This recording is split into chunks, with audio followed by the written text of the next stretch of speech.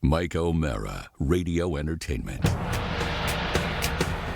You can listen to the Mike O'Mara Show at MikeO'MaraShow.com. Let's get started. It's the Mike O'Mara Show with Mike O'Mara, Oscar Santana, and Rob Spiewak. Now, here's Mike. A very unusual way to start the show today because this show, first and foremost, starts many, many times with things that just pop into my head and things I've been thinking about. And I meant to do this yesterday on the show, but I choose to do it today. A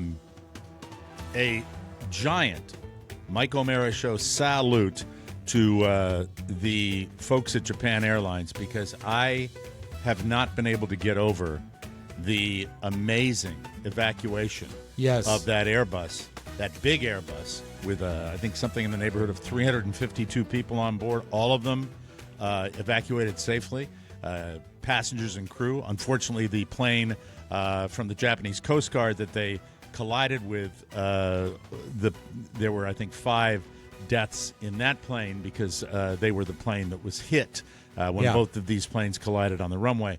And I did a deep dive on it today. It's just... I think with all the bad news we get in the world, it's nice to spotlight some people that have obviously put a focus on safety procedures. And you look at that aircraft and you say to yourself, how in the name of God could they get over 350 people off that plane without anybody, not only minor injuries, I think, probably, but no loss of life, and just... The Fireball looked like a Die Hard movie. I mean, it looked like that there would be half the plane would get off and half the plane would not get out of there successfully. I think smoke inhalation is one area where, as I was reading this article about the way they prioritize safety with Japan Airlines, you're dealing with the fatalities on these planes that burn in years past were due to fumes from the materials that are on the plane. They don't have those anymore like they have in past. And I also think that it varies from airline to airline. I don't know. I haven't done that deep a dive on it, but I read a statistic, Mike, that on a Spirit Airlines, they lose one person to fumes per flight. And that's not, now when you say lose, you're not, you're talking about just they're not feeling particularly well when they get off the plane. Lightheaded. Yeah. I've never had. Have you ever had the pleasure of flying on a Spirit jet? No. I played golf with the guy that flew them. I did. You've flown on small seats, right? Little skimpy, terrible, horrible seats. Yeah, from Vegas. Yeah, coming back from Vegas both times with Maddie. Red eye, midnight flight. Spirit Airlines was one of the worst experiences I've ever had. Baltimore or Dulles? Baltimore. So then I got like a 2-hour drive with 2 hours of sleep, of Spirit Airlines sleep. He flew into Leesburg Regional Airport. I was close. I think one of our Vegas shows, because they go to Vegas, shocker. Yeah. Just like Midway Airlines used to go to Las Vegas. I am obsessed. One of my dives online, I'm constantly watching different aircrafts and landings and takeoffs, both from the cockpit and without. Just watching how I always marvel at it. I'm still amazed at the people that do it and how it's done, and also how people can screw up sometimes. When I think it was 1980s Braniff Airline with that terrible crash they had, I think in Texas, where they flew into weather and everybody was deviating to the east, and they made a decision to deviate to the west, and the plane actually broke up in the air because of the severity of the storms they were dealing with. But getting back to Japan Airlines, and then we'll talk about Spirit, because so many people are flying this time of year, the ability to do what they did, they said, was a result of the materials used on the inside. So when some of the plane, the fumes were not did not overcome like they would have in the past, so they were able to get people. And the speed, and this was very, very important, the speed of the crew knowing what to do and doing it quickly, and then the configurations of the exit aisles, the way it was done. When you sit in one of those exit aisles and they come over to you and they say, how do I are you capable? I need a verbal confirmation. Yes. Are you capable of doing this? And when I've ever been seated in that row, I pay attention to what you're doing. You should. And it also is an advertisement for paying attention whenever you're on an aircraft to how that's done. So with all the, look, accidents are going to happen. It happens periodically. But man, oh man, they get all the credit in the world for dealing with that on what has been a very, very difficult week for Japan with everything that they've been dealing with. But, getting back to Spirit, I was this close to flying Spirit. And I know when I looked at the seats, Mac, correct me if I'm wrong, it's a thinner seat, but not like a thin seat would be on a supercar, trying to make it a solid Kevlar. These are just skimpy seats, right? Oh God, yeah. There is. I don't know about narrow? The width. Are they? I don't know. I didn't really notice that, okay. But I did notice with me being like 5'10", my knees were up against the seat in front of me. Yeah, and that's the way they roll. I don't have very long legs, but still, it's like you have to like move your legs like sideways and then your lower leg the other way to just try and get some sort of comfort, and it's near impossible. Now, do they offer any sort of preferred seating, or is it a cattle call when they seat? How do they charge do it? you for everything. Sure, so that's if you want to pick a seat, they charge you for it. Wow. Okay. So they'll just give you a random seat unless you pay like $18, in which you get to pick a seat. And if you want a carry-on bag, you got to pay another $20. Rob, you've flown a bit back in the day, most of the times with me. Do you have a particular carrier that you would shy away from, or do you? I know that I was the most phobic of our crew when it came to choices of airlines, and quite often back in the day when we would travel a lot for the show, I would. You'd book quite often. You'd do it, yeah. I'd do my own stuff, and sometimes I did it for the whole crew. Where I said, "Hey guys, we're for the same price. We're going through Chicago when we could go through Denver, and we could get out there earlier, and it's the same cost and newer airplanes." I would do that much of a dive. It's so funny, Mike. We have been together so long that when we started traveling, we had a travel agent, a job that really doesn't exist anymore for the company. Yeah, and we would call her. Peggy was her name. Out of New York, and she would make the arrangements, and she had one prime directive: fly them as cheaply as humanly possible. Now, I had a contract that stated it was required to fly us first class, so that if we had a lengthy flight, we would be, in a separate area. But that did not change the fact that there was no obligation to, I think the way the contract was written, first class was included in my broadcast contract, but the connections and all of that, especially if you're going to a little market like Wichita, Kansas, was not specified on that. That contract came with the afternoon show, right? Is that when you first got that? Because I only remember you guys flying. There's only one. I mean, I worked 5 years doing morning. So, it would be the afternoon show. Okay. I think that it was something that I remember negotiating a contract with the broadcast entities and having a conversation with our agent, where at the end of it, and I also got, I'm also going to try to get you first class travel. And I think either one or both of us said, we don't care about first, we want money. We don't care about first class. And by the end of the contract, it was so blissful to be able to travel like that. And it was something that I look back on fondly. But man, oh man, over the years, I changed many, many times. I've flown so many different airlines, so many obscure airlines. Back to your original question. Right. It was always hard because whenever we would do a massive trip, it would often be to an event like a Super Bowl or a Final Four. And when that happens, it's almost impossible to get A, flights, B, lodging. So it was always it was a hassle to do it. United was always the best, as I recall. United remains my favorite airline. And the worst I think we ever flew, and we flew together, Mike, was Frontier Air. You think that was the worst?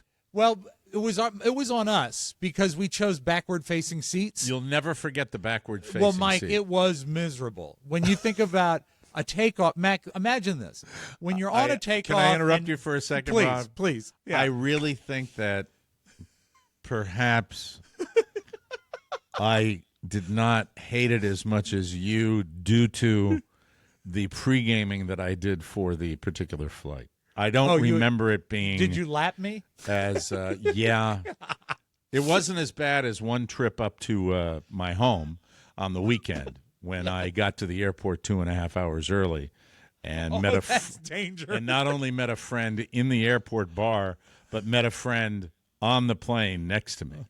And boy, my father, who it was not a known ailment at that particular time, but he just had lung problems all the time, and we thought it was because of cigarette smoking. He would have what is now called COPD. That's what he had.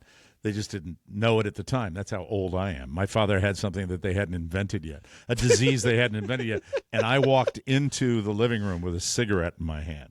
No! Yeah, it was not cool. Not cool. It was interesting times. No, United was good for me for a while. They've changed over the years. I can tell you individual moments that stand out to me are so minuscule in their detail, but I remember them. I remember the first time I was sitting at the front of an airliner, and everybody's gone through this at one time or another, and the immediate removal of shoes and socks in the passenger across the aisle from me. He's across the aisle, not even next to me. And I remember just saying, that is just so gross. I remember that because recently there was a photo put up. A guy took a viral video that was the most beautiful viral video. He shows a close-up of these bony,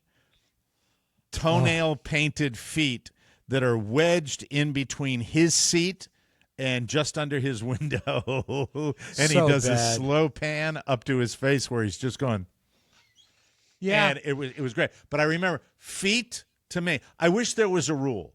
But they encourage it on certain airlines because they'll give you little booties or little special socks that you slip on. And that just means, socks. Leave your goddamn shoes on. I don't want your nasty feet on the airline. And I hate that.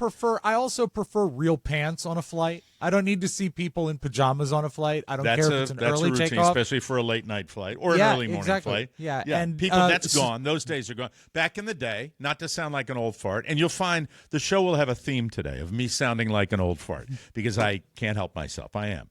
But back in the day, I remember it. I remember and this is back in the great old days where you could smoke on an airplane and have your ashtray right there. I love the fact that they had smoking sections because, it's not like you're all sharing a time inside of a Tylenol capsule. In a tube.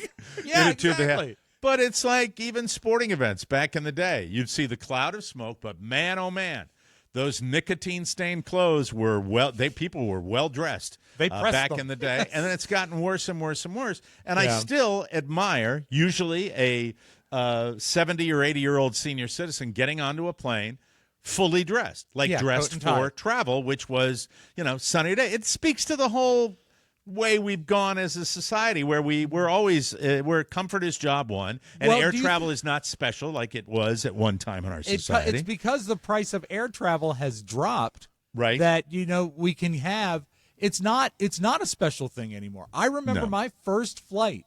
It was to Los Angeles. I was maybe 11 or 12. It was for a wedding, and I was in awe of everything. I had never seen it before. At all?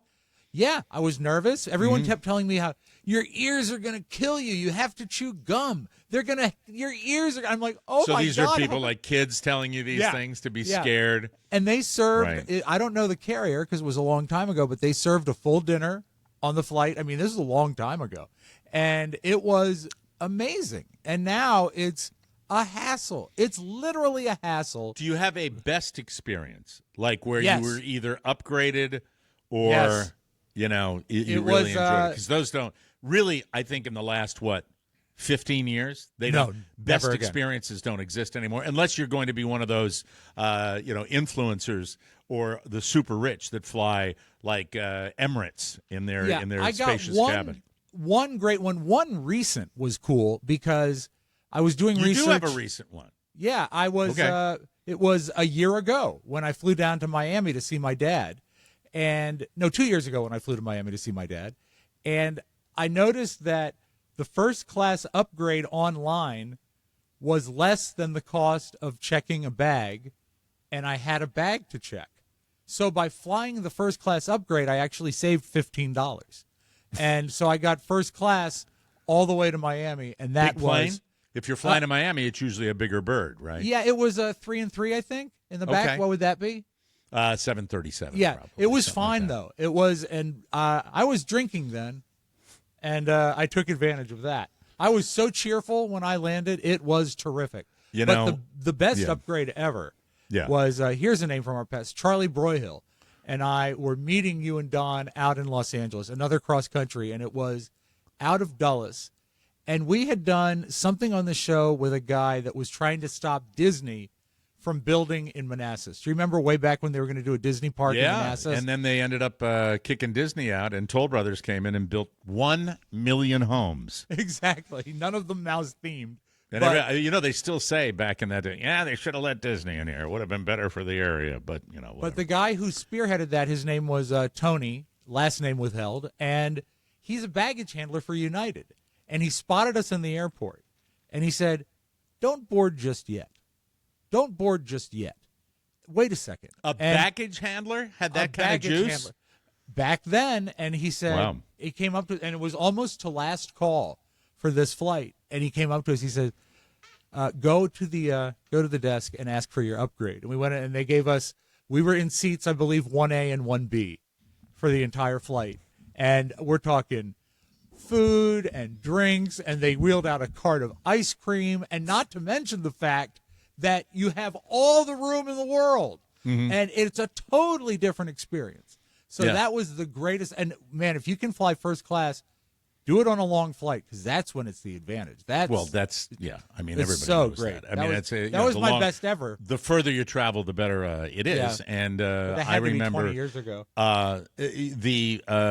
The experience for me, and this is on my own dime, where I flew first class on Aer Lingus, which to me always the naughtiest name for an airline. And Aer Lingus. Yeah, I was just so into Ireland. It was one of the first times I was going to Ireland or coming back from Ireland. But this was coming back, and I just remember being enamored of the entire experience. There were these beautiful Irish flight attendants, and they all, it seemed to me, my memory, and perhaps I'm making it more special than it actually was, it seemed to me that they all wore the same perfume, they had just a lovely scent of this beautiful perfume. Don't know what it was. It smelled like corned beef. Stop it! Don't ruin my fantasy moment. They were pretty in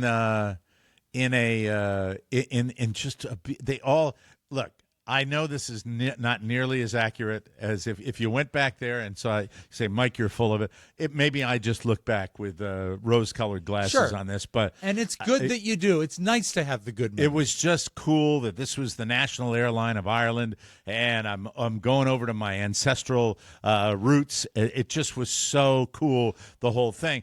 And I don't know, I did a bunch of different trips to Ireland, either for the show or for personal travel. I've been over a few times.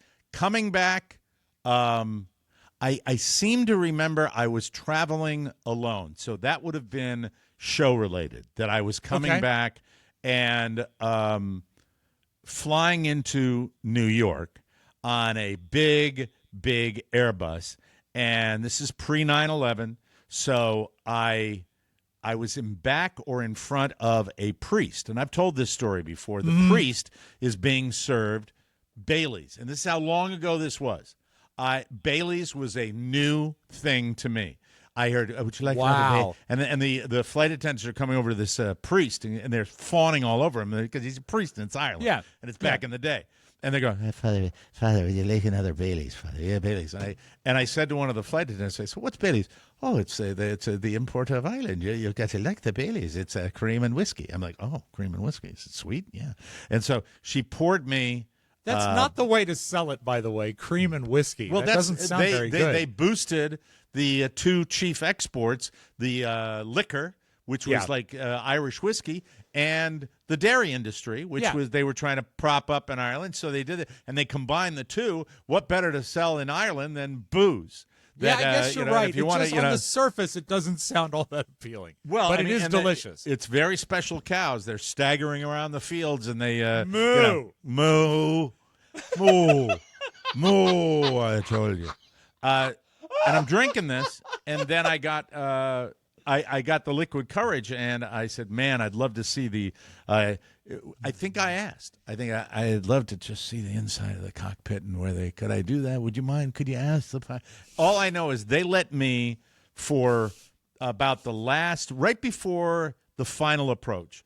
I sat in the jump seat in the back, and he was showing me everything on the go around, and I think he was probably an Irish pilot, and it was just, and then I went back to my seat, and then I remember having the worst acid indigestion from the Baileys because it's the cream and liquor and all that, and that was my dream. The other one, there was a vacation I went on, and I think it was called BWIA. Mac, if you can bring up a picture of British West Indies Air. It's an old, not in existence anymore. But we've mentioned a lot of companies that are no longer in existence and today. It's back in the day where, slaying the dragon and the vacation in springtime was always the high point of my year because it would always be somewhere special, and I was very, very excited about it. And I was traveling with one of my wives. The name escapes me now, but I will say name and address withheld. Withheld for dignity, or something like that. Hey, what a beautiful psychedelic plane! That looks like John Lennon's plane. I remember an orange and red color scheme on BWIA. But is it, Mac, does it say whether it's still in existence? It's still working Let me check. at all? I don't know. Let me see. So anyhow, the flight attendant comes out and she says, would you like, with a very thick Caribbean accent, would you like a Bloody Mary to start your holiday? And I remembered oh, yeah. And then it was all downhill from there. But that was the beginning of vacation's already better than the end. Speaking of vacations, after his 3 months in Los Angeles, Oscar is winging his way back. He will be joining us on the show tomorrow. He's flying from TWA, Los Angeles. isn't he? And TWA, one of the worst experiences. Mine too. TWA, you were probably on the same flight. Was that the aborted landing? Yes. Oh, my God. So bad. Aborted landing, and that one we came around. We circled back, right? We came back into National Airport, and I remember, do you remember getting off the plane and hearing yelling on the other side of the pilot door? I do. I do remember because that. Somebody was getting apparently just too high for the approach. Now, what I will never know, and I don't think any passengers will ever know for sure, if they tell the truth when they tell you why they go around.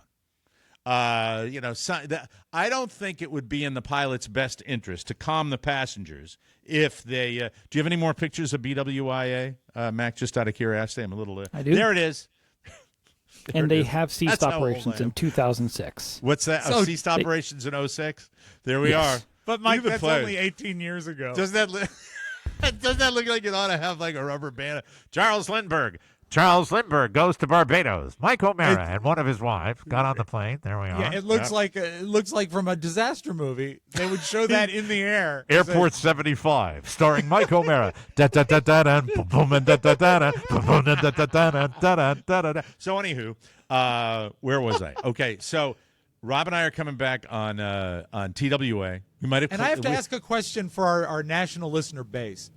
National Airport probably should have been closed years ago because it's small and it's sort of a courtesy airport for politicians in a lot of ways. But because of Well, its it was size, small. It's not small anymore. well, it's still a lot smaller than, say, Dulles. No, which is you're our other- living in the past. It is not. Technically, you can bring in, regular jets in there. They've Okay, so lengthened it's the not- runways. They did it It's years not ago. as small as it was. Okay, I'm just because that was always the reputation. Well, you know. LaGuardia, National, those kind of city Yeah. airports is what they are, really. Okay. So I just wanted to make sure people knew this was not. But you know what? They might have had shorter runways when we did this aborted landing. It was long enough ago. It was, whenever TWA ceased operations. By the way, I've flown on, this is when you know you're old. Yes. I've flown on many, many, many airlines that have ceased operations. I've flown on Eastern. I've flown on Piedmont. I've flown on Piedmont. Braniff. Did you ever fly on People's Express? I might have. I may have. I've great flown on the Trump shuttle. I've Oh, flown on my. many, many of these airlines. So this, I remember we connected in St. Louis, which was the Yes. main hub of TWA. Good and thinking. I think we may have hung out in that airport for a little bit, and we may have seen a famous musical artist on this very same trip. That That's I don't a trivia remember. question for Rob Spiewak. Oh, St. Louis. I don't remember. Who? Think movies. Think a musical artist featured in a movie. Oh, was it Matt Guitar Murphy? No, Otis From the Day. Blues? Oh, okay. I That's think we right. saw Otis Day. Perhaps look, it could have been Los Angeles. I don't know. We've traveled a lot. So Could have been the pilot's Doris Day. coming in. And Yes. by the way, when you Airport 75, starring Shelley Winters, Genevieve Bujold, Mike O'Mara. Did Dean somebody Martin. just like open a door and come into your studio? I saw light flashing there in the background. no, It's like no. something. think There was we're a good. light. Okay. This is the Mike, music. don't walk into the light. Dean Martin. Van don't Heflin.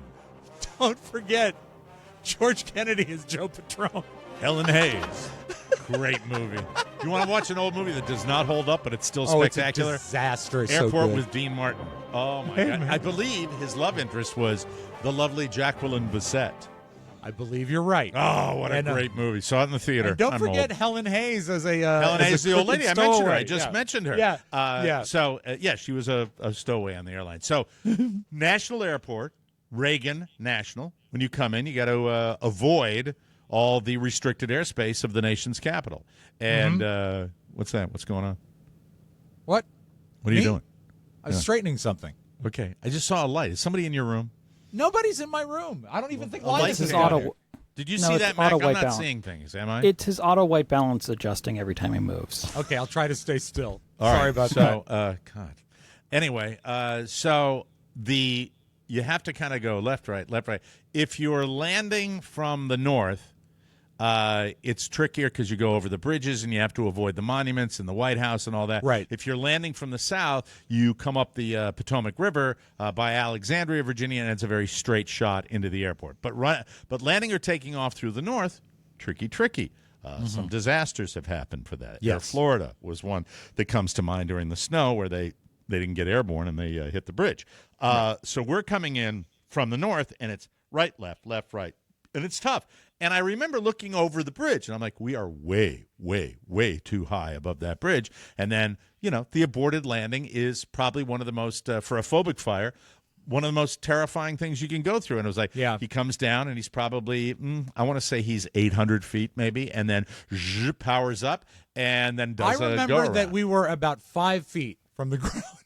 It felt like we were closer, right? Look, I watch them all the time online. There are many touch and goes where the wheels touch down and they still power up to my keep God. going. Do you watch those? I don't. I have no need for that. Oh, I watch it just so the next time I'm on an airplane, I can get more frightened.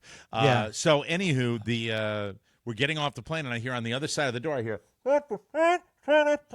and it sounded to me. Really, and I made up the whole thing in my head, but sounded to me like a captain talking to a first officer. Yeah. And reading him the riot act, because aborted landings are terrible. There was another one I had going into National where that was weather-related, where he came down and he pulled out, and then he said, we have to divert to BWI. and my car was in Washington. Oh, that's the worst. The plane landed in Baltimore, and I still got off the plane because I was not getting back on that airplane. Yeah. I wasn't going to do that. The hardest part about that, you had to wait for Uber to be invented to get to your car. It took months. Yeah, it was months. I was sitting there. I subsisted on Baby Ruth candy bars out of the vending machine and black coffee. Your stomach has never been the same. Absolutely incredible. So, just the many, many things that have happened over the years. Way back in the day, I was getting on a regular prop plane from New York, and we were going to fly to my hometown of Hartford, Connecticut, and we were walking from the jetway. There wasn't even a jetway. We were walking on the tarmac to this tiny, tiny plane. And, Mac, if you can pull a picture of this, you'll be really special. Pilgrim Airlines. Oh, Lord. Pilgrim Airlines was a prop plane. And as we are getting on the plane, it looked like the pilot was doing his walk around. And there's like this regular businessman that says, hey, who's going to wind the rubber band? Oh, geez. And the pilot gave him a dirty look. And I don't know, at this particular time in my life, this is developing my deep-seated phobia and my fear of flying. And we get on the plane. I remember my mom and dad were 2x2. Hey, look at Pilgrim Air. It's another John Lennon special. Much more modern than the one I flew. But there's a prop. There's the prop right there. And they have prop planes. And the pilot, it's a nighttime flight that we're taking, and the pilot takes out, I'm not kidding you, a flashlight to look at his instruments. And I turned back and looked at my mom. I'm like, Mommy! It was terrifying. Terrifying in the worst possible way. But, dear, it's a very modern flashlight. No, I mean, between the guy saying the rubber band and this, and we landed, it was a very smooth flight. As smooth as, that Lindbergh flight could be. But I've twice been on prop planes. One was to Niagara Falls, and it was very pleasant, and it was a very modern prop plane, because you don't think that such a thing can exist. A modern prop plane, but it was. Mm-hmm. But I do remember a prop plane that we took out of the International Jetport in Maine. Portland, Maine. And I was sitting next to Don, and they split us up because we were throwing the balance off of the plane. That was pretty embarrassing. That's one of my least favorite. Yeah, they said, you're going to have to move away. And it was like, you're going to have to move away from your friend. Well, Portland, Maine, and Bangor, Maine, for a long time, they flew a lot of props before they got these regional jets, which changed, revolutionized travel, where they were all in the Jetport, by the way, where for those of you that want the International Jetport, which you mocked that all the time, the Portland International Jetport up in Maine. Great name, yeah. And I will tell you, that was where I believe at least some of the terrorists on 9/11 originated from, because it was such a lax security operation, and that's where they started. A lot of those guys connected. Yeah, those guys started and connected to Boston, and then got on the planes that were hijacked. It makes sense, because that was the airport where I took a wheelchair and had you push me around. We used to try to make a lot of fun, Mac. Easier than other times, depending on how long the flight was. This is true. And then to wrap it up, and I've really touched the surface. I could tell you many, many more, but I remember I was traveling to Hawaii with one of my wives, and I once again was enjoying the flight. And enjoying, I believe, white wine at the particular time. I was on my white wine kick. Oh, you should have. On the Hawaiian flights, they have those fruity beverages you could have gotten. This was a DC-10, and a DC-10 was a large airplane. It was it probably competed with the 747 for long haul flights. Maybe a stupid question. I've never asked this. What does DC stand for in the airplane lingo? Direct current. No. I don't think that's it. No, not direct current. It's not Don Corleone McDonnell either, Douglas, maybe? Could be. You know what? I'll check. Yeah, it is. Oh, it is? Checked. Oh, okay, that's McDonnell very Douglas, cool. DC. Okay. And I remember they were so big, and they used to breathe. Like, they'd turn on the ventilation system, and you kind of go, yeah. Big plane. And this is back when they showed tapes. When they would run movies, they would actually put a tape cartridge in like a videotape of the movie, and it got messed up. And I was so loaded that I convinced the flight attendant that I could fix it. And I took a straw and I wrapped cocktail napkins on the end of the straw. I said, because Mr. Radio said the heads need to be cleaned. Heads need to be cleaned. Probably. And I'm rubbing on this thing, and I'm trying to get it done. Did you use vodka as a solvent? I may have. Meaning that all the tools you used were from a good from a bar cocktail set. Yes. And I wrapped the cocktail napkin on the straw, and I got all the way to the back. Said, I'm rubbing it, and it's on the heads. I can see it. I'm flicking one part open with my finger, and then I pulled the straw up, and the napkin stayed inside the tape player. And even in my inebriated state, I realized I've got like 200 people on this plane that are counting on me. That's what I'm thinking at this particular time. They're counting on me. And I remember I bloodied my hand practically. I just had ridges in it, just reaching back with my fingers as far as I could just to grab this little cocktail napkin to see if I could get it. And I pulled it out. Nice. And she put the tape back in, and the movie came back on, and this is a true story, Rob, and people applauded. And it was because of me. Yes. And you're drinking. And that because my drinking. And they gave me a free bottle of wine when I got off the plane. And then I don't remember the rest of the trip. I blacked out the entire trip. The next memory, you're back home in Annapolis. That's it. Yeah. This is via Maui, Hawaii. Yeah, thank you. I was great, honey. Yeah. I'm a hero. Jesus, I don't know how I survived. Sometimes I wonder. We'll take a break. We got the homepage coming up, everybody. And then later on in the show, I'm going to sound like an old man again because I want to talk about those crazy kids and what they do to make themselves look different. We'll be right back.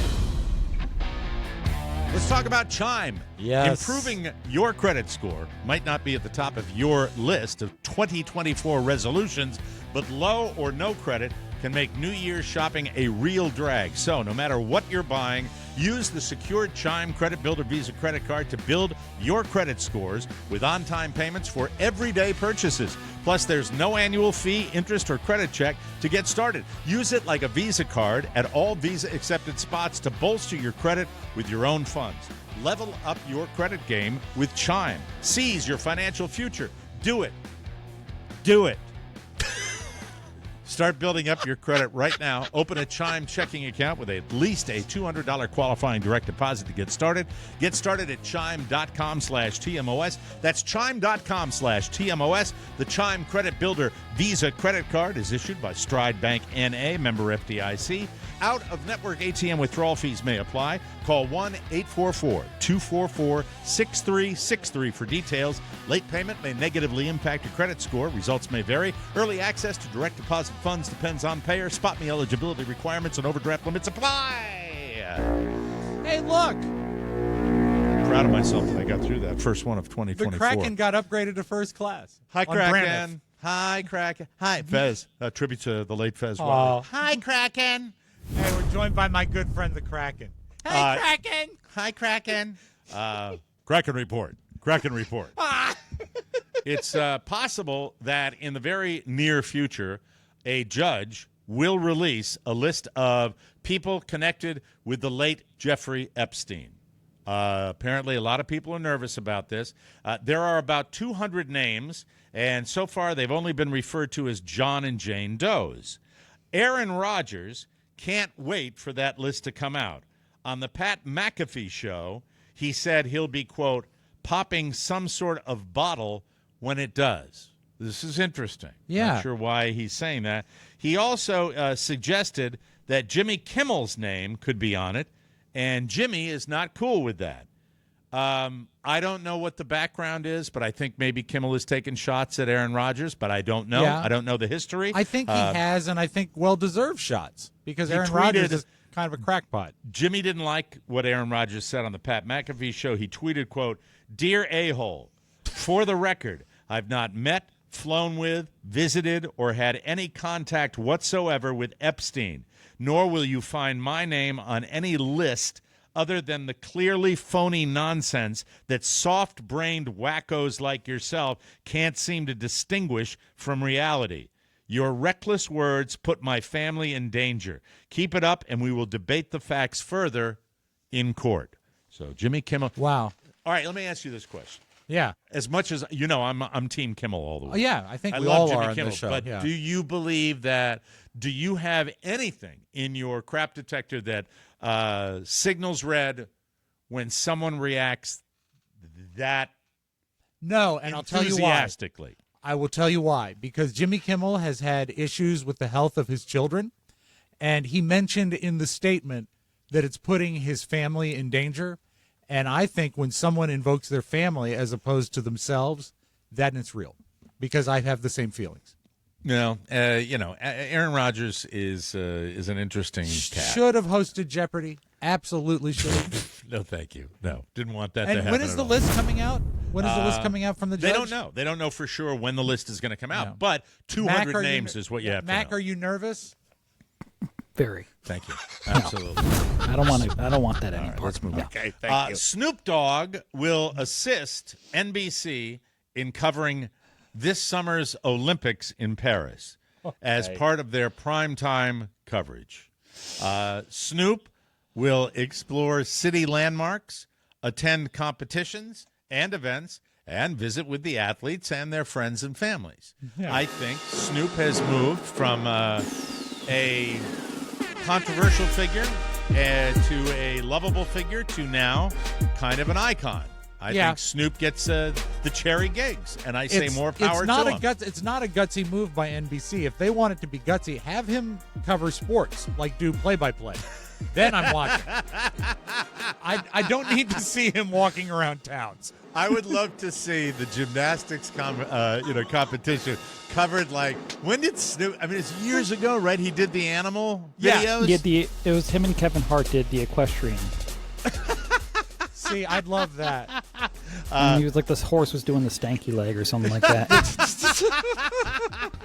Snoop says, quote, "We're going to have some amazing competitions, and of course, I will be bringing that Snoop style to the mix.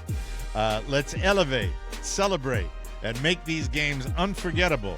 Smoke the competition."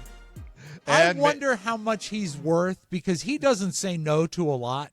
He has got to be bringing money in all the time. He goes on to say, "May the best shine like gold. Peace and Olympic love." You dig?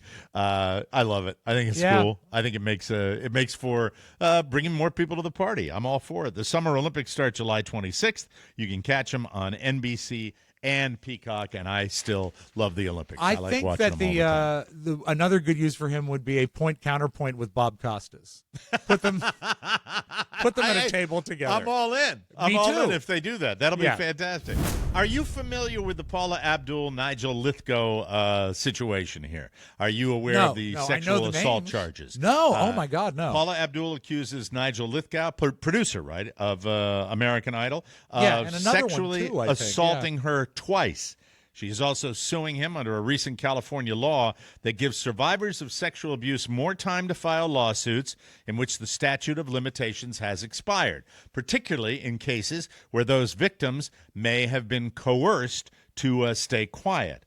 Nigel is the former producer of American Idol and So You Think You Can Dance. And Paula claims that Nigel assaulted her. Was Nigel ever on these shows? No, I think he was a behind-the-scenes guy. I think he was a behind-the-scenes guy. Said he did it once on each show. In the early days of Idol, Paula says that Nigel groped her in the upper part and the lower part in an elevator and shoved his tongue down her throat. She was able to get away but was afraid to take action because she was worried that she'd get fired. Yeah. Years later, when she was doing So You Think You Can Dance, Nigel invited Paula to dinner, supposedly to discuss other work opportunities, but toward the end of the night, he tried to force himself on her, claiming they would, quote, make an excellent power couple.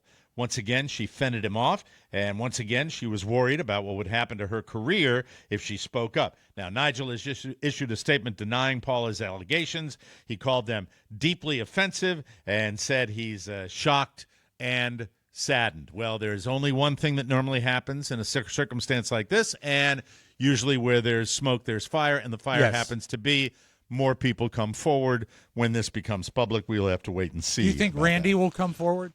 Randy Johnson? Randy Jackson. Oh, Randy Jackson. I'm sorry, the not guy Randy that would Johnson. say, I'm not Randy feeling Johnson's you, a dog. baseball pitcher. Yeah.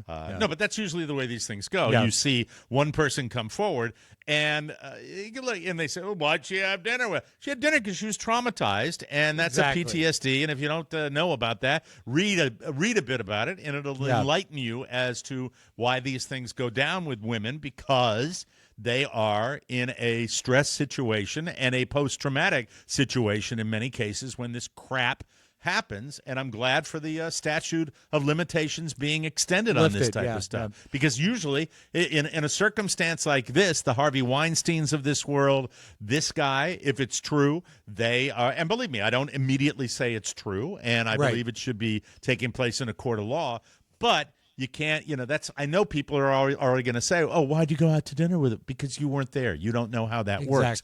And when it's your career and you're making tons of money and there's lots of money on the line, that's the way that stuff, where power enters into that equation. So you have to be aware of that. We'll see what happens with it. Finally today, happy Januhairy, everybody. Thank you, Mike. Spelled Finally. Januhairy. Oh. That is the name someone came up with to encourage women to stop shaving, waxing, and plucking for the first month of the year to help normalize body hair on women. Plucking great. It's fairly new, but not a brand new thing. It debuted in 2019. Must have missed it. So it's the 6th year people have done it. The official Januhairy Instagram account has over 40,000 followers. It says their goals include promoting self-confidence, challenging societal beauty standards, and creating a supportive community where people can share their journey. One of the founders says dedicating a whole month to it is liberating because it gets you thinking about the way you treat your body and why. The first recorded writings on the subject were extensively covered by the McIntosh family of Orangeborough, Scotland, back in the day. I didn't know that you came from a family of people that let it all hang out. How dare you? I'm so sorry. A very hirsute people. Knew we were all going to be in here together today, Mac, so I had to give you a little credit on that. We'll take a break. When we return, ladies and gentlemen, well, I just want to talk about my son and his new look for the new year. Yeah. We'll be right back, everybody. Do you want to lose 21% of your weight? I've lost nearly 70 pounds, and I made it through the holidays with no significant gains. It was amazing. So I'm excited to share with you that DermGlowSkin.com is now your one-stop shop for finally getting control of your weight problem. All you have to do, and it's this easy, you click the weight loss button at DermGlowSkin.com. You take a quiz, and then you will see if you qualify. If you do, a doctor will write you a prescription, the pharmacy will fill it, and they will send it right to your home.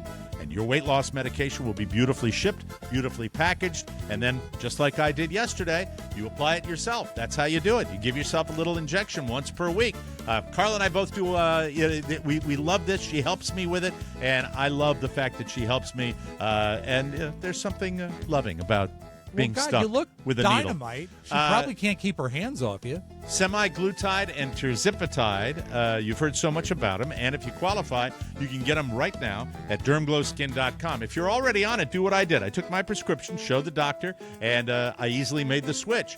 I already did. I'm still losing weight. That's 14 bags of sugar, folks, that I have taken off of me. Go ahead, get excited, and do it all online right now. A lot of people are challenged. Hunting and pecking, searching online for this. This is the place where you can go.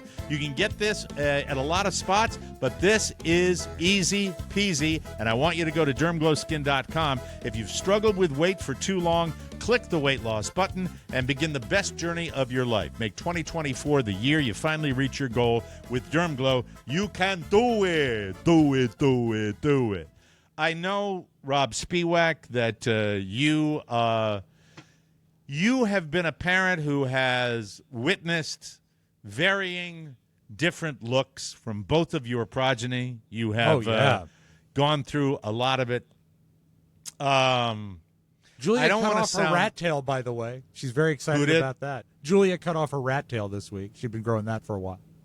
Yeah, right? So here's the thing. I came home. Was it maybe Sunday? I don't know what day it was. Yeah, Sunday, because it was the day before school. Monday, the day before school, New Year's Day. Right. My wife is coloring my son's hair. She's making his hair lighter. And it came out, and apparently Daddy's reaction was not the best possible reaction. What kind of color? Temporary coloring, or the kind that has to grow out? I don't know. Does it open to a larger sweep? I don't know. I don't know anything about. I mean, what do you mean? I would assume it all grows out, right? I mean, it's but I mean there are temporary. Well, there's like the purple stuff, right? That you put in your hair, like paint. Yeah, but if she's lightening it, it's almost like a bleach. Yeah, it's a hair coloring. It's real hair. Wow, okay. But it came out kind of like orange, and I said that. Oh. And then Michael, gets all like the trembling lower lip and runs into his room, and Carla says, "Don't. This is crucial. This is important." Here's my take on this. I'm sorry. Crucial. No, you know what I mean with self. I know. Look, I know. I don't want to sound like an old fart, but I can't help myself. To me, I just think that when you've got the priorities as to what piercing goes in your nose or what tattoo goes in your arm or what you're diminishing the important stuff. And I want kids to focus on the stuff that really matters. This world, I'm going to sound like an old fart now, send me the hate mail, this world of self-expression, and we have to, and the look at me, look at me, look at me. Get an effing haircut, go with the style of the day, and get the hell out of the way and start focusing on the crap that matters. Like Mike, preparing yourself for the big, cruel world out there. God damn it, Rob. I was never the kind of person to do this when I was a youth, but I have found through Julia's many different hair colors, Robert has changed his hair color. Robert went for a long time. I rest my case. Hey, I'm very proud of my kids, and this is something I'm going to say. He also went through a phase where he was shaving a notch in his eyebrow, like Jamie Tart. I've seen that. But I seen it. I don't know much about it. that. I don't know about that. You win. You win. I don't know, but I know I sound like I know I should be using the Alexa Senior, right? That's what I should be doing. Hey, but Roisha. Anyway. But here's what I found, and in retrospect, is that if you make any sort of a big deal about it, it's going to become a big deal to them. Now, I do have a hard time tempering my tongue about tattoos. Julia has a lot of tattoos. My daughters have tattoos. And I do not like it, but I'm not going to bring it up because you know what? If that's the worst thing she brings to the table, God bless her. She has been a joy her whole life. But if it's a hair color or a piercing that'll grow out or something like that, let them do it. If they're not permanently changing their body, let them have a little fun. It's a hair color. It's no big deal. And you've got to, if not support them, at least let it go. I'm okay with like the hair cuts and stuff like that. And like a fade? I don't know, Rob. Your kids are practically all done. You're done raising your children. Yeah, I mean, it's over for you. Much. I'm in the middle of it, and I'm older than you, and I'm frustrated because I don't want it to be the start of, like you said, the notch here, the piercing here, I want him to be. Maybe the best thing that could have happened. Here's the thing. I believe. Oh God, I'm going to get in trouble. You know when you're talking on the show that you run and you're saying stuff that's going to open you to all the you just want to take the namby-pambies that are going to be like, Mike, you don't take the words back. Yeah, I understand. It's out there, okay? I take your slings and arrows. I wear them as a badge of honor. I understand. It's just sometimes the way I feel deep inside my soul. And by the way, Carla keeps me level. She says, "Don't stop that." And so he comes back out. I'm like, "Hey, it looks good." And and then I'm looking at my kid with I have Goo Gone over here with hair the color of Goo Gone for the rest. See, Mike, that's the greatest thing that could have happened, and here's why: you can support him. You can pretend it's not a big deal. If his hair is orange, He is unhappy right now. No, he's not unhappy. He's not unhappy. He's too young to know whether he should be unhappy Well, or you not. said he had a quivering lip when he saw that his hair was when I orange. said it was orange, he said, but then when he came back, I said, hey, it looks really good. As if you're reading the novel, hey, it looks fantastic. He lied. That was, And by the way, not dramatically different. It's just to say, and by the way, she's an esthetician. She's not a hairstylist. So perhaps she bit off a little more than she could chew. That's good, Mike. Piss her off and your son. Well, and the listeners, too, that are all going to go, Mike, you have to let them express themselves. How about how about back in the days of the Great Depression? Yeah, that's right, Mike. When it was milk the cows. It was milk the cows. Empty grandpa's bedpan and all that crap. And I've do your done chores. a lot of research, Mike, and it turns out that depression wasn't all that great. Hasn't it, though? And this permeates our society. Yeah. And I know that this is the oldie McOlderson who's going to sound as old as he possibly can. Rob, don't you think that just we have become the look at me world? Everybody, like I give you an example of sporting events, right? Right. Where I'm looking through the crowd during the college football games, and everybody's painted, and everybody's got the different hats and the look at me. You know what's happening. You know what matters? What's on the field. Go root for your team. Don't root for people to notice you. You don't matter. There you go. Perhaps a new item in the TMOS store. You don't matter. I love it. You don't matter. Or how oh my God, I love that. That might be up there. That might be up there with "Don't Get Happy." You don't matter. If at the very least we've named the show today. Oh my God, you don't matter. That is like, we should all say that to ourselves. We don't matter. Well, we should say it to other people. But you're right. Did it all start with the guy with the rainbow wig and the John 3:16 sign? He's one of the early offenders. And F him. F him. And it started way back when with people like the Hoggets. Oh, I know. And Look also, at me. how about We matter. The team doesn't matter. No, the team is the whole thing. Without the team, you don't exist. and you have to stay standing the whole time. You don't matter. This is a standing section with all your speech impediments. And your how about rotted this, teeth. Mike? You the man. Yeah. You the man, the guy at golf tournaments who ought to be stabbed with a tree stick. A tree stick. But getting back to the original problem here. So that's how I look at it. It seems to me that I've never been a huge fan of the concept of visual self-expression. Now, self-expression can be writing, it can be singing, it can be talent, it can be talking, a variety of things. But as far as, decorating your body in some way. Have you ever done anything that even approaches it? Well, I've lost bets. Oh, I know, but I've shaved my head and dyed my hair blonde due to the Red Sox sucking ass. That's why okay. I've done I it. know, but Mike, let's put that in a drawer for another day. Let's bury that. Let's bury that. I'm talking about by choice. Some would say that a beard and a mustache is that. Yeah. Okay. All right. Well, you know I mean, what? That's I'm what guilty God of that. Gave me here. That's God gave me this, Mister. Let them do anything they want. God gave me. I'm not going to prevent my kid from doing stuff. It concerns me because the people. I know. Put this, Mike. I know I don't have a leg to stand on this. Put this prediction in an envelope and seal it and mail it to yourself and then hide it. But here is my prediction: he's going to go to school. Don't play this for him, by the way.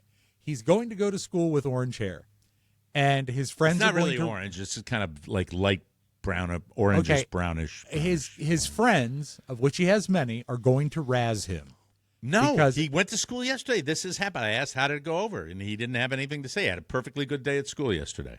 I think they're going to razz him, and it's going to slowly make him not want to do it. I don't know. I don't wish for total conformity either. For the love of God, my career has been based on nonconformity. I understand. Want him running around looking like Oppenheimer? Yeah, this should be really. I know I have a lot of angry Oppenheimer. Like he's been exposed to serious about. Where's your fedora, son? Look, I know. This, I have a lot of angry conversations with me, like when I'm going back and forth, but this would be one where I just have a quiet debate. Okay. So let me just do this right Please now. do. Mike, yeah? You're wrong. No, I don't think so. It's just the way I feel. No. Yeah, I know you get emotional, but you're not going to do anything about it. No, I'm really not. Yeah, you're not going to do anything because there's nothing you can do. Just let it go. Let it roll. There's more important things in life, all right? Stop being such an old fart. You're right, Mike. Thank you. I just had a discussion with myself. I think 2024 has really brought a new spin on your relationship with yourself. I plan on talking to myself in a more respectful way. Well, you deserve it. I want to know. I want you to know. Mike, I want you to remember one thing. What's that? You don't matter. You don't matter. If you don't think there are going to be T-shirts that say that or hats or buttons. Buttons would be great. I love Mac patented. Not that Mac does that. Can you imagine, Mike? Yeah, little, sure. like a little, like maybe 3/4 of an inch round lapel button that just says "You don't matter." I will take the first decent design of "You Don't Matter" T-shirts and run with it. You don't matter on the front. The Mike O'Mara Show on the back. I love it. Love it. That logo you see. That's right behind me. There and when you see it, you will say, "You're the man." You the man. We'll take a break. We'll take a break and be right back, everybody. Oh, what's wrong with me? Oh, I'm an idiot. Anyway, I think you're good. I think thank you're you very fine. appreciate that. We'll we'll be right back with I want to talk watches. Rob wanted to. Yes, not me. I do. So for those that hate watch discussions, you can leave now. We'll be right back. No, stay. You don't matter. It's gonna be great. Generic, thoughtless gifts are the worst. Boo. So buy a gift that's truly unique, a professionally recorded song crafted just for them. A song, ladies and gentlemen, like this. Take a listen. Oh my goodness. That's a song that I had done for Carla. A professionally recorded song crafted just for them. It's called Songfinch. It's the ultimate gift to show you how much you care. Listen to this one. Do you ever think back to the start of our story? It's an original studio quality song inspired by your story. It's unique, it's personal, it lasts forever. I did this for Carla. It was a blast. Songfinch walks you through a simple process to create an original song. You answer a few questions online, and they'll pour their heart into writing, recording, and producing your original song. In just 4 to 7 days, birthdays, anniversaries, and don't forget that Valentine's Day right around the corner. It's closer than you know. It's fantastic. For a limited time, Songfinch is letting our listeners upload their song. This Christmas, Carla, I wrote it for Christmas for Carla. On Spotify, you can put it on Spotify for free, so you can listen to your new favorite song anywhere you go. Go to songfinch.com/TMOS and start your song. After your purchase, you'll be prompted to add Spotify streaming for your original song for free. That's a $50 value. This offer is only available for our listeners at our special URL, as a mother and wife. songfinch.com/TMOS. That's songfinch.com/TMOS. And be sure to share your song with us. We would really, really appreciate that. Have Thank one you, for tomorrow's Songfinch. show, actually, so you'll enjoy that. Very, One rolled very in this exciting. morning. Okay, so watches. You brought that Yeah. to me. Normally I did. talk about that stuff. Mike, the New York Times, the old gray lady, was talking about this. Daily News. Was talking about this yesterday. What do these people have in common? Jeremy Strong, who you know as Kendall Roy from Secession, Okay. Lionel Messi, Kanye, Bad Bunny, Timothy Chalamet, and The Weeknd. What do they all have in common? I would say, since you said watches at the Pre-sold beginning, they all are watch influencers. Well, you're close, Or but they're watch ambassadors. They all have been spotted in the last few months wearing ladies' watches. And they are calling it the new trend for men to start wearing a more elegant, more sort of petite ladies' watch. Where do you weigh in on this? I think that when you're talking about the world of watches, you have a real differential. Because people, I have had discussions with people about this. You have different sizes of wrist, and there's certain guys that are big burly guys that can get away with. An example would be a Rolex Deep Sea, which is the James Cameron super bulky 44 millimeter watch that's really clunky and looks good. And then you have like a Cartier watch, which is tiny, but Rolex in particular has ladies' watches that guys with small wrists wear. And I think it depends on the person that's doing it. Tyler, the creator, has been spotted wearing, and I don't know if this means anything to you, a Cartier Obis. Okay, Cartier is kind of a petite watch to start with. Most of their watches are small, and I think different sizes for different. Now, when you think of ladies' watches, it's not always like a little bejeweled, tiny little thing. It has mostly to do with the width of the face, right? It's the dial diameter, that type of thing. There's a guy, maybe you've heard of him, Alan Bedwell, a vintage watch expert. Not sure that guy I know. I don't know. Okay, he has his company is called Foundwell. And what he was quoted as saying is he has seen in the past month less desire for any watch over a 36 millimeter width. People are going smaller with watches. Now, when I see most of the watches that you like, 40. They're bigger, and I won't say clunky, but they're definitely a more masculine cut. Yeah. So, I mean, do you think this could... Seiko 5 GMT, in case you wanted to know. This is a beautiful watch. I love it. If you look back on old pictures, Sinatra and people like that, even Miles Davis had very, very petite watches that they wore, wrist watches that they wore, and watches have gotten Jerry bigger. Lewis. Your idol Jerry Lewis, a tiny little watch. Ones. That was his thing that he wore. Look, different strokes for... Watches are a thing among many, many people. John Mayer comes to mind as far as the watch collection. So I think here I am. I go from being very intolerant to very tolerant. I believe that. Well, now, I don't think it's an issue of tolerance. It's just fashion. The bottom line, Rob, I like big watches, and I cannot lie. That's it. That's why when I consult people on what kind of watch style I'm going to go with, I go with Flava Flav. Because the bigger the clock that's around my neck, the better. No, I think whatever. I know a buddy of mine. Mike is wearing a much smaller clock now. I know a lot of guys that go with the 36 millimeters because they they feel it looks better on their wrist. When you're a slightly bigger boned person, as I am, in your case, I'd just like you to start wearing any watch. I'd love to see you wear a watch. I think it would look good on you. I think it would, what's the bring word a little I wanna something? use? It would man you up a little bit. A nice, big, clunky watch. You would look good with you're a big guy, and you would go out and get yourself like a $50 G-Shock and put it on your wrist. With 80, 90 millimeter face? I might send you the G-Shock that I don't wear a lot. I might send that to you. It's a great watch. I would wear it. And if it's you were to solar send powered. Oh, but that's no good because I never go outside. I'm sorry, right. Mike. You're hopeless. That's where we end. That's all we can do. It's got a little timer in it too. You can set it for different things. You'd love that. That actually sounds pretty cool. It would be cool. It would be cool. I'll send it back in a used fruitcake tin. Oh, look, the stickiest watch in town. Right. It'll get you just like stuff got to our people from the store. Anyway, we'll be right back, everybody. Thank you very much. It. Hey, everybody. Hi, it's me again. Well, that doesn't surprise you. Speaking of the store, the new year is here, and the results are in. The United States of America loves its merch from the Mike O'Mara Show online store. It was great seeing our stuff all over social media. Yes. All the smiles that it brought. If you missed out, good news, you didn't miss out.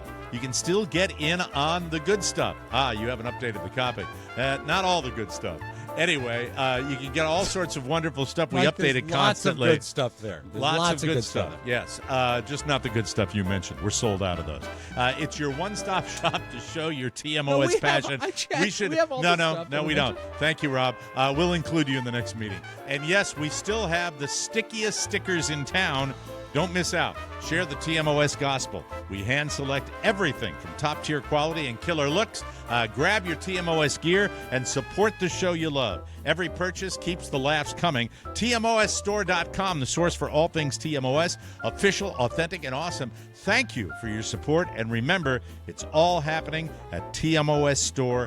Gmail.com. Take it away, Julia. Yeah, it's my pierced daughter. Upside down.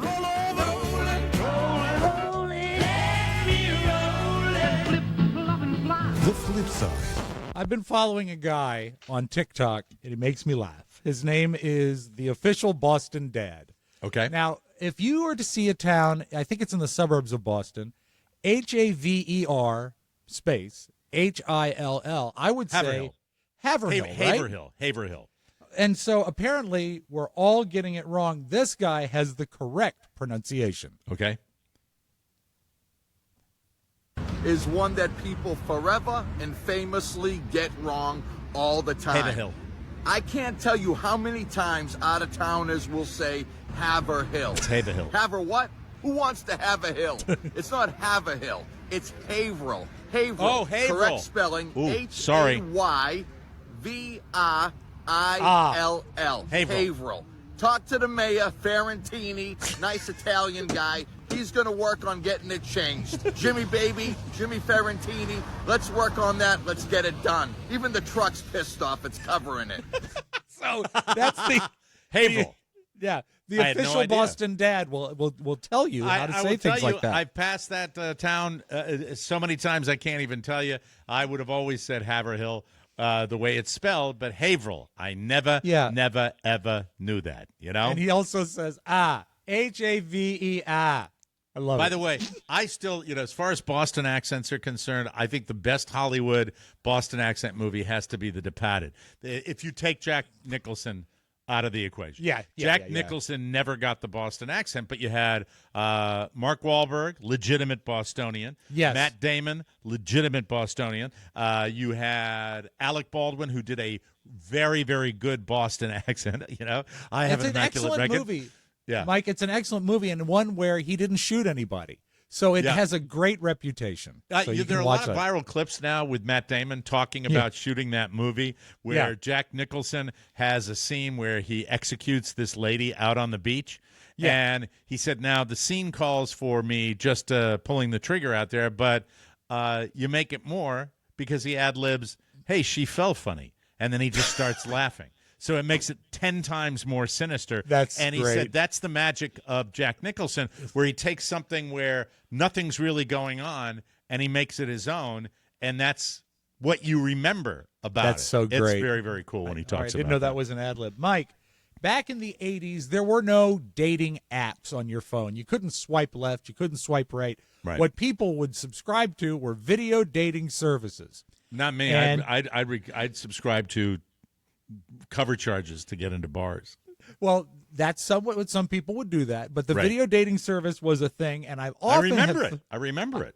I often think that maybe the people that were posting the videos didn't choose the best takes of the ladies who were putting themselves up there. Okay. This is a montage of actual date videos from the 1980s, and just know this, Mike, not only are some of their sentences odd that they say, these chicks are box.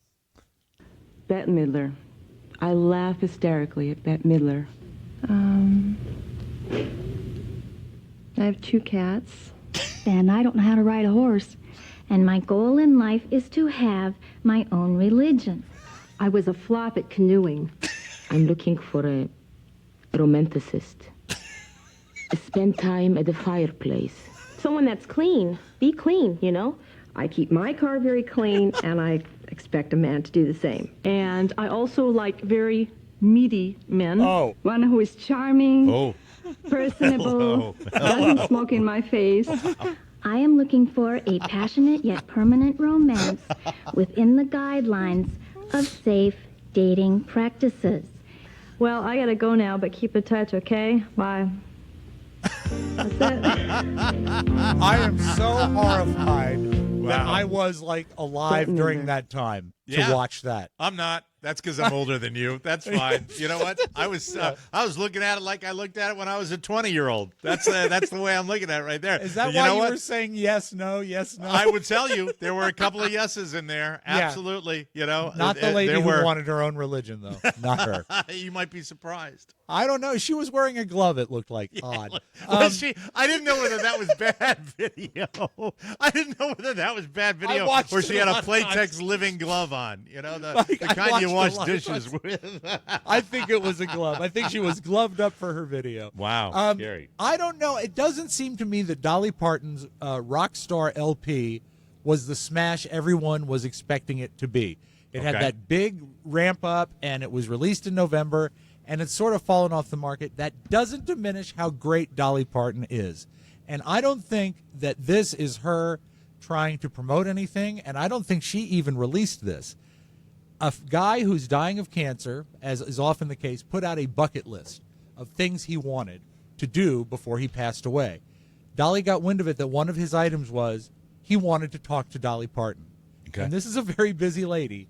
She called him on his deathbed. LG, I really thank you for shooting out the word that you'd like to talk to me. I'm just happy that we got to kind of have our journey together in this lifetime. I always want to make people happy with my music and with the things I do and the things I say, and I'm just happy to know that I've touched your life in some way, so thank you for honoring me with that. You've been a huge help, especially these past 2 years. I will always love you. I will always love LG.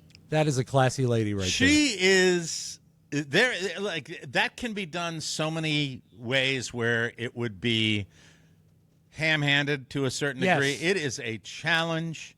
Make no mistake about it. To find the right tone. God, she continues to impress me. She really, really does. Just love her.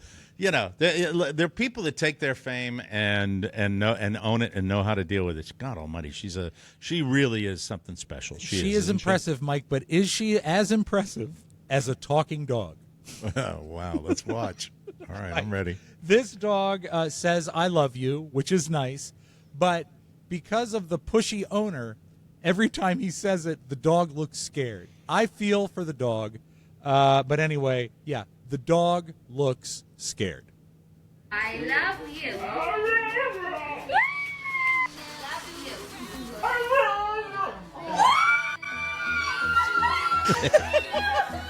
Yeah, I think that lady might have been. I think that lady might have been in the video. By the wearing way, a glove. Carla with derm glows all over TikTok now, and it's like she's recently. It's like discovering for her a new toy, although it's been around for 100 years. Yeah, it's and fun. She's all over. There's a video of Winslow, our dog, and I'll have Max share it with you tomorrow. It really is sweet and brief, and it's the look we get from this dog all the time. It really is. I seem to remember he can be a vocal dog, right? He does talk a little bit. Oh, absolutely. He'll howl at you when you come in the door, and he snores and he grunts and he gurgles and he makes all the Boston Terrier sounds. Yeah, and then that's Frankie, that's all learned behavior, Mike. Frankie looks off into space and goes, yeah, yeah, yeah, yeah, yeah. Mike, he's cursing the Lord for the life he gave for his lot in life. That's sad. That's so sad. That really is. Let's close with this, Mike. I don't know if you live in a blue zone. I don't live in a blue zone. Do you know what a blue zone is? Well, it ain't down here. That's for sure. That's right. It's a red zone down here. All right, here's the blue zone. A new report shows that Loma Linda, California is the city most likely to become a blue zone, which is an area where people are healthier and live longer. While the town least likely to become a blue zone is once again Breakfast Fettuccine, Texas. You don't want to go to Breakfast Fettuccine, Texas. Although, when I was in Haiti for the orphanage that my buddy started down there, pasta was served at breakfast, and don't knock it unless you've tried it. Mike, I may try it right now. There you go. Enjoy yourself. Thank you. Enjoy yourself. It's right upstairs where you are now. We got to get out of here. We'll be back tomorrow with a brand new episode. And we appreciate all the support. Get yourself a bonus show. Get yourself a trip to the TMOS store, and we appreciate it. We'll be back tomorrow for Rob Spiewak, Oscar Santana, and thank you, Mr. Michael McIntosh. Yay, Michael Mike Mara McIntosh. saying, so long, everybody. Ciao, ciao. Want more? Make sure you check out the Mike O'Mara Bonus Show. Get it at MikeO'MaraShow.com. Mike O'Mara, Radio Entertainment. I think that I am familiar with the fact that you are going to ignore this particular problem until it swims up and bites you on the ass. Yeah, boy! I'll recommend your services to anyone I know who has diabetes.